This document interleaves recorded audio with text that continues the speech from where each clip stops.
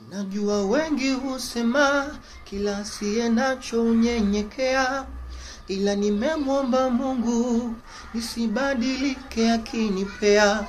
Vile na waona watu na kuwachukulia nikiwa sina, nisijajiona Mungu mtu pindi mambo yakininyokea. Najitahidi kugawana hichi kidogo nilicho nacho na wenzangu.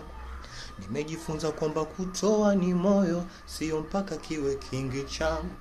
Kwenye sadaka sinaga visingizio, hiyo ni kama payo kwangu.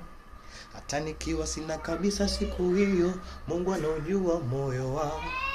Maana wakati na bahati huwapata wote, zamu yangu itafika, wacha ningoje. La maana ni uhai, Mungu ni wa wote. Ndo anayepanga anze nani afuate. Yani ni swala la muda.